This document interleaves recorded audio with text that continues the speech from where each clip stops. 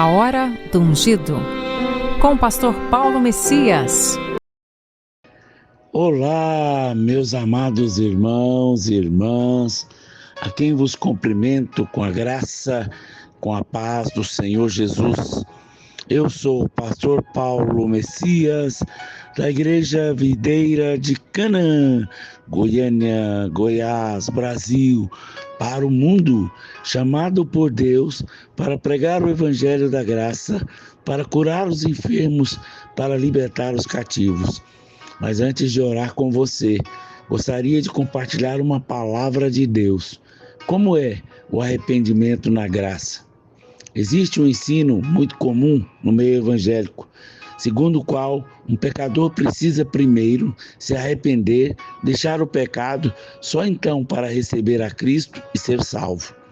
Depois de convertido, ele precisa arrepender antes de ter o seu pecado perdoado. Isso parece algo piedoso, até zeloso, mas é um erro que faz com que a salvação seja pelas obras e não pela graça mediante a fé. Precisamos ser firmes em afirmar que a salvação é somente pela fé, e não somente pela fé com obras da lei ou obras, boas obras. O arrependimento, de fato, é um ensino bíblico, mas quando colocamos uma condição para a salvação, pode se tornar um erro. Em toda a Bíblia, existe apenas um livro que nos diz como recebemos a vida eterna, o Evangelho de João. E o mais impressionante é que, em todo o livro de João, não achamos nenhuma menção sequer da palavra arrependimento. Existem 2 livros que nos mostram como o homem é justificado diante de Deus, Romanos e Gálatas. O livro de Romanos menciona o arrependimento, mas nunca do arrependimento uma condição para a salvação. Nenhum desses 2 livros faz do arrependimento uma condição para a salvação. Isso nos mostra claramente que o homem é salvo por fé e não por obras. Eu não estou dizendo que não haja na Bíblia um ensino sobre arrependimento. Na verdade, a Bíblia até manda que os homens se arrependam, mas a palavra de Deus diz, quando fala de arrependimento, o que é arrependimento? A palavra arrependimento é metanoia no grego. Essa palavra significa mudança de mente, mudança de ideia. Na Bíblia, arrependimento não é mudança de conduta, mas mudança de mente. No Novo Testamento, o arrependimento é sempre usado em referência ao nosso passado.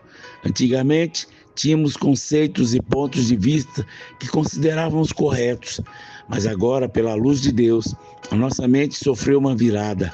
O que antes considerávamos uma glória, agora consideramos vergonhoso. O arrependimento verdadeiro é uma questão de mudança de mente, é uma mudança radical de entendimento e opinião. Quando renovamos a nossa mente com a palavra de Deus, estamos nos arrependendo. Estamos habituados a aprender, a pensar que arrependimento é uma tristeza e dor pelo pecado. Mas é possível alguém sentir tristeza e remorso e ainda assim não mudar a sua mente. Por outro lado, é possível mudar de ideia a respeito de algo e sentir muita alegria por isso. O problema é que quando vemos o arrependimento como a única renúncia ao pecado e a decisão de viver uma vida correta, se for assim, a palavra nem pode ser aplicada a Deus. No entanto, no Velho Testamento, nós lemos que Deus se arrependeu em muitas ocasiões, significando apenas que ele mudou de ideia. Ele ia enviar juízo, mas mudou de ideia. Lá em Êxodo 32:14, em 2 Samuel, capítulo 24:16, de 46 menções de arrependimento no Velho Testamento, 37 se refere a Deus, somente 9 se refere ao homem. Arrependimento bíblico não é arrependimento do pecado, mas uma mudança de opinião a respeito de si mesmo e de Deus. João pregava o arrependimento para a remissão de pecados, mas o ensino de João ainda era na velha aliança da lei. Apareceu João Batista no deserto, pregando o batismo de arrependimento para a remissão de pecados. Saíam a ter com ele a província da Judéia e todos os habitantes de Jerusalém. e, confessando os seus pecados, eram batizados por ele no Rio Jordão. Marcos capítulo 1, verso 4 e 5. João foi o último profeta da lei do Velho Testamento. A lei e os profetas vigoraram até João. Desde esse tempo, vem sendo anunciado o evangelho do reino de Deus, e todo homem se esforça para entrar nele. Lucas 16:16. Jesus, porém, pregou o arrependimento para crermos no evangelho. O Senhor estava dizendo que as pessoas deveriam mudar a sua ideia a respeito dele e crer que ele era o Messias. Este é o evangelho em que eles deveriam crer. Depois de João ter sido preso, foi Jesus para a Galiléia, pregando o evangelho de Deus e dizendo: o tempo está cumprido, o reino de Deus está próximo. Arrependei-vos e crede no evangelho. Marcos capítulo 1, verso 14 e 15. O arrependimento pode sim envolver tristeza, segundo Deus, pelo pecado. Mais e mais do que isso, é uma mudança de opinião em relação a si mesmo e a Deus. Porque a tristeza, segundo Deus, produz arrependimento para a salvação, que a ninguém traz pesar, mas a tristeza do mundo produz morte. 2 Coríntios capítulo 7, verso 10. Em relação a Deus, precisamos reconhecer que Ele nos ama. O Senhor já nos amava quando nós vivíamos no pecado e blasfemávamos contra Ele. Lá em Atos capítulo 20, verso 21, diz assim: testificando tanto a judeus como a gregos o arrependimento para com Deus e a fé em nosso Senhor Jesus Cristo. Em relação a nós mesmos, precisamos reconhecer o pecado da justiça própria. O arrependimento, segundo o Evangelho, é abandonar a ideia de que possuímos alguma justiça própria. O arrependimento, na verdade, é um arrependimento de obras mortas. É reconhecer que boas obras, moralidade ou sacrifícios religiosos não pode salvar. Por isso, pondo de parte os princípios elementares da doutrina de Cristo, deixemos-nos levar para o que é perfeito, não lançando de novo a base do arrependimento de obras mortas e da fé em Deus. Hebreus capítulo 6, verso 1. A palavra de Deus diz que a fé que salva é aquela que Deus justifica o ímpio. Se não reconhecemos que somos ímpios, então não precisamos de um Salvador. Mas ao que não trabalha, porém crê naquele que justifica o ímpio, a sua fé é atribuída como justiça. Romanos capítulo 4, verso 5. Lutero dizia: Senhor, Tu és o meu pecado na cruz, eu sou a sua justiça na terra. A ovelha perdida, em Lucas 15, o Senhor contou 3 parábolas para ilustrar o arrependimento. A primeira delas, a parábola das 100 ovelhas.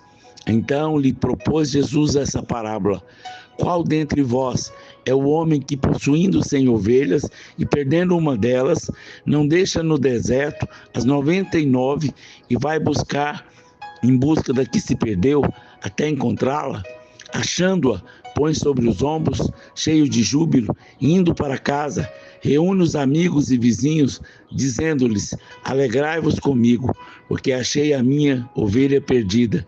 Digo-vos que assim haverá maior júbilo no céu por um pecador que se arrepende do que por 99 justos que não necessitam de arrependimento. Lucas capítulo 15, verso 3 ao 7. A parábola das 100 ovelhas é uma ilustração do verdadeiro arrependimento. Mas é interessante que nada nos é dito sobre a ovelha, senão unicamente sobre o pastor. É o pastor que sai à procura da ovelha. É o pastor que deixa as outras 99 no aprisco. É o pastor que coloca nos ombros e carrega. Depois o pastor se alegra com os amigos. Onde fica a ovelha nessa história? A ovelha que precisava de arrependimento, a única atitude foi se deixar ser levada para casa. Ela simplesmente se entregou ao pastor. O Senhor disse que esse é o verdadeiro arrependimento. Para se permitir ser levada, a ovelha precisa reconhecer que está perdida. Ela precisa perceber o amor do pastor, desejar voltar para casa. O resto do trabalho é do pastor. O pastor aqui é o próprio Senhor Jesus. É interessante ler na palavra de Deus que Judas se arrependeu depois de ter traído Jesus. Certamente foi mais um tipo de remorso do que arrependimento. Mas ele devolveu as moedas, reconheceu que tinha traído sangue inocente. Mesmo assim, ele se perdeu, porque tomou a justiça sobre si mesmo e se enforcou. Podemos dizer que ele não se permitiu ser levado pelo bom pastor. Ele se enforcou pendurado numa árvore, sem saber que em poucas horas depois, o Filho de Deus seria pendurado no madeiro para salvá-lo. Mateus 27, verso 3 e 5. O filho perdido. Em Lucas, capítulo 15, verso 11 ao 32, temos a terceira parábola como a parábola do filho pródigo. Mas a parábola, na verdade, é a respeito do pai. O alvo do Senhor ali é revelar-nos o caráter do nosso pai. Nessa parábola, o pai divide a herança com 2 filhos, lá em Lucas 15, 12. O fato do filho mais novo pedir a herança com o pai ainda vivo é uma forma de desejar a sua morte. Mesmo assim, o pai graciosamente dividiu com eles a herança. O mais novo saiu pelo mundo, gastou todo o seu dinheiro em orgias, bebedices. Quando não tinha mais dinheiro, seus amigos abandonaram. E ele se tornou cuidador de porcos, a profissão mais indigna para um judeu. Aí ele deseja comer a comida dos porcos, porque não tinha o que comer. Num dia ele caiu em si e disse: quantos trabalhadores do meu pai têm pão com fartura, e eu morro aqui de fome. Levantar-me-ei, irei ter com meu pai, e lhe direi: Pai, pequei contra os céus e diante de ti. Já não sou digno de ser chamado teu filho. Trata-me como um dos teus trabalhadores. Ele levantou-se e foi para o seu pai. Lá em Lucas, capítulo 15, versos 17 ao 20. Em nenhum momento ele se importou por ter partido o coração do seu pai. Em hora alguma ele se preocupou com seu pai, mas apenas consigo mesmo. Ele voltou porque tinha fome. A barriga o levou de volta para casa. Ouvimos as pessoas dizerem que o arrependimento do filho pródigo foi um exemplo verdadeiro de arrependimento. Mas a verdade é que ele não estava nem um pouco preocupado com seu pai. Mesmo assim, o pai o recebeu amorosamente. Para mim, ele voltou pelas razões erradas. Mas mesmo que esteja voltando para casa pelas razões erradas, Deus Pai correrá para nos abraçar. O pai ansiava pelo filho. E nesse momento, temos o retrato do nosso pai. O mundo está clamando pelo amor do nosso pai. A bondade que Deus nos conduz ao arrependimento, ou despreza a riqueza da sua bondade, tolerância e longanimidade, ignorando que a bondade de Deus é que te conduz ao arrependimento. Romanos capítulo 2, verso 4.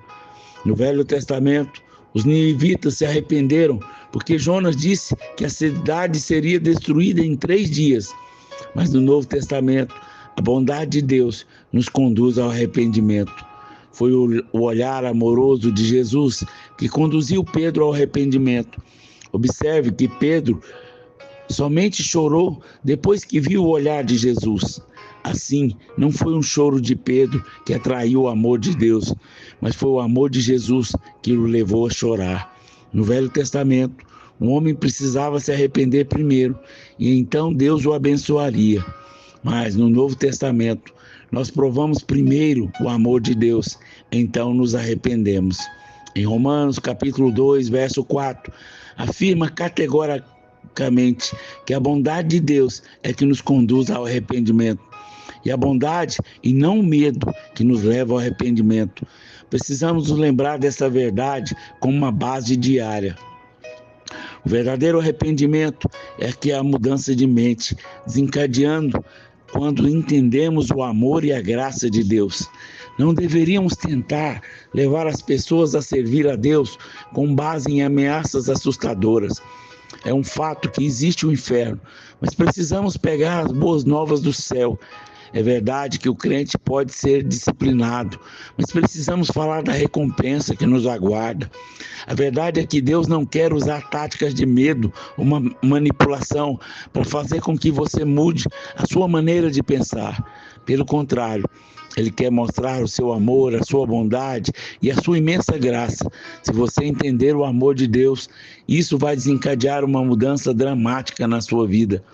Viver com medo da punição pode mudar momentaneamente as suas ações, mas nunca terá o poder de renovar completamente a sua mente.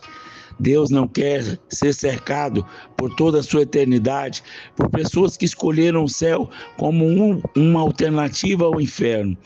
É como escolher McDonald's em vez de sanduíche de estrume de vaca. Isso não revela nada sobre a qualidade do McDonald's. Precisamos chegar ao ponto de ficarmos tão deslumbrados com o Senhor. Tudo mais se torne uma alternativa ruim. E por causa da imensa luz, que todas as coisas perdem o brilho perto dele. O pecado só acontece quando perdemos o Senhor de vista. Se continuarmos a contemplá-lo, nada pode tomar o seu lugar. Aleluia, Pai. Graças te damos por essa palavra abençoada, que gere no meu coração, no coração dos meus irmãos, luz, para que nós possamos cada dia mais entender como é o arrependimento na graça. Eu abençoo cada irmão que está me ouvindo. Declaro a paz de Cristo, que excede todo entendimento. Que seja um tempo de restituição, que seja um tempo de paz, que seja um tempo de prosperidade, em nome de Jesus. Amém, amém e amém. Meu amado irmão, minha amada irmã, você que foi abençoado com essa mensagem, comente aí no nosso canal, nos ajude a divulgar, para que mais irmãos tenham entendimento o que é o arrependimento na graça.